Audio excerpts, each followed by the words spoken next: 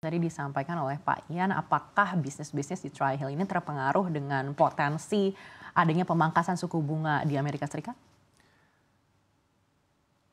Kalau observasi kami sepertinya pemangkasan tingkat suku bunga di Amerika Serikat tidak akan sedrastis itu.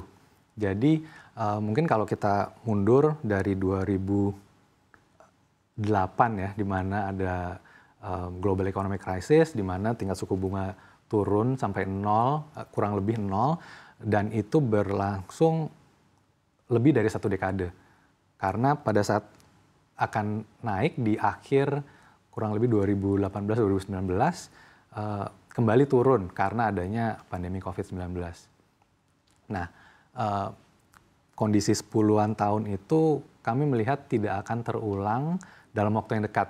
Gitu. Jadi pemangkasan Fed rate yang akan terjadi, antisipasinya adalah akhir tahun ini, kemungkinan akan moderasi, namun tidak akan seperti yang lalu-lalu 0%. Gitu. Oleh karena itu kami juga menyesuaikan strategi kami sesuai dengan antisipasi kami tersebut. Baik, jika penurunan ini hanya akan moderate saja, apakah ini akan secara signifikan juga mempengaruhi bisnis Tri-Hill? Sedikit banyak pasti ya, dan kami sebenarnya sejak beberapa tahun ke belakang sudah menyesuaikan strategi kami mengantisipasi tingkat suku bunga yang generally secara umum lebih tinggi dibanding dekade yang lalu. Baik, strategi apa yang diterapkan untuk kondisi seperti ini? Jadi secara fundamental kan kalau Fed rate naik, di mana Fed rate ini risk free rate gitu ya, appetite investor untuk mengalokasikan dana akan menyesuaikan. Jadi tadinya pada saat Fed rate 0 tentunya investor akan mengalokasikan dana ke aset kelas yang lebih risky, lebih tinggi risikonya. Namun sekarang kalau risk free-nya saja sudah cukup tinggi, di mana sekitar 5-6% Fed rate saat ini, ada appetite yang bergeser di investor. Gitu. Oleh karena itu, tadinya dalam hal investasi, investor akan bisa mengantisipasi bahwa oh nanti pada saat perusahaan yang kami investasikan butuh dana kembali, dana akan tersedia karena liquidity di pasar tinggi. Namun saat Fed rate naik, liquidity pasar tidak sebanyak itu. Walaupun tetap ada alokasi tertentu ke aset kelas yang cukup riski ini. Gitu. Oleh karena itu, strategi yang kami terapkan adalah kami tidak mau bergantung kepada pendanaan luar. Maksudnya kalau perusahaannya rugi, perusahaannya butuh dana terus untuk support operasional, untuk marketing dan lain sebagainya. Kalau ketergantungannya tinggi, akan sangat berisiko karena pada saat nanti dananya habis kan butuh pendanaan dari luar. Gitu. Oleh karena itu kami melakukan investasi bukan ke perusahaan yang terlalu tergantung pada pendanaan luar. Jadi perusahaan-perusahaan ini adalah perusahaan-perusahaan yang memiliki ketergantungan yang sedikit. Oleh karena itu, kalaupun tidak ada dana dari luar, mereka akan tetap survive dan menjadi bisnis yang sustainable. Baik, dalam kondisi seperti ini, apakah Tri-Hill melihat hingga ada kejelasan pemangkasan suku bunga di akhir tahun ataupun pergantian pemerintahan di dalam negeri untuk bisa melakukan pendanaan lebih agresif atau justru lebih wait and see? Kami sepanjang Fed rate yang cukup tinggi, kami tidak menutup pendanaan kami. Jadi kami tetap deploy, kami tetap bertemu investor, bertemu entrepreneurs.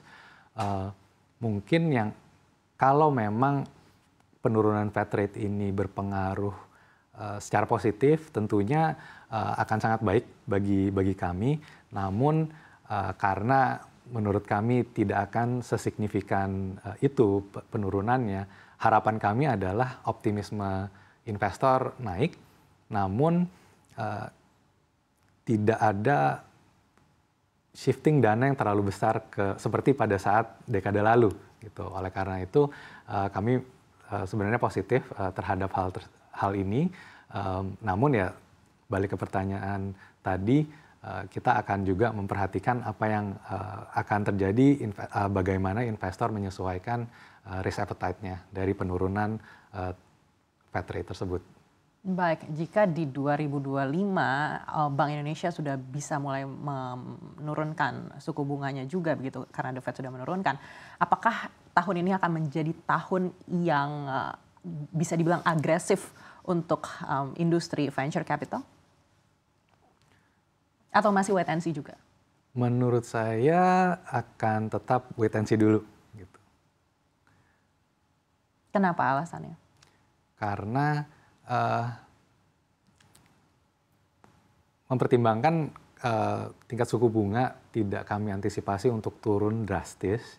Oleh karena itu penyesuaian pada risk appetite juga kemungkinan tidak akan berubah secara drastis.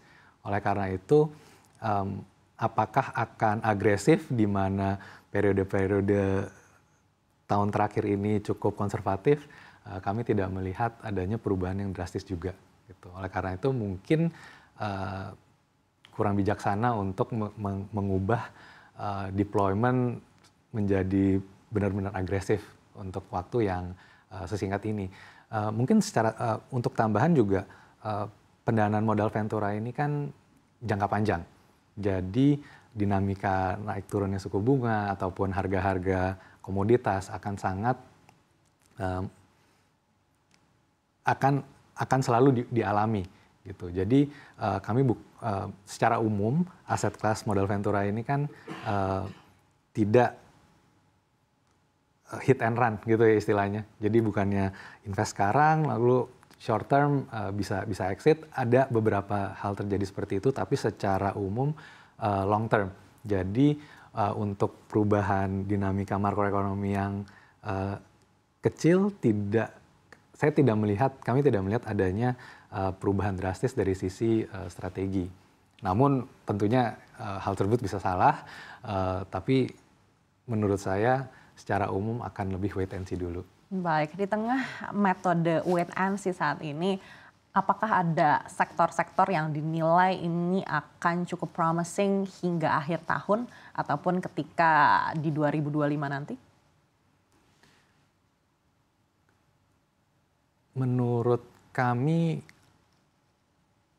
tentunya tingkat suku bunga ini akan mempengaruhi beberapa bisnis model. Bisnis model yang tergantung pada tingkat suku bunga itu cenderung akan mengalami tailwind dari tentunya tingkat suku bunga yang menurun. Mungkin bisnis-bisnis tersebut bisa jadi perhatian untuk beberapa investor. Namun bagi kami tetap karena secara umum tingkat suku bunga masih relatif tinggi secara absolut persentase basis points, tetap kami cenderung seperti yang tadi sempat didiskusikan bahwa kami menginvestasikan dana ke perusahaan-perusahaan yang tidak bergantung pada pendanaan eksternal. Baik, tadi sebelumnya Pak Ian sempat menjelaskan juga kalau arah pendanaan Tri-Hill selama ini lebih ke consumer begitu. Apakah ada juga membuka peluang untuk pendanaan B2B? Ya, jadi beberapa portfolio kami juga melayani bisnis-bisnis B2B gitu, bukan direct ke consumer. Namun memang satu bisnis-bisnis yang dilayani oleh portfolio kami juga bisnis-bisnisnya yang pada ujungnya melayani consumer.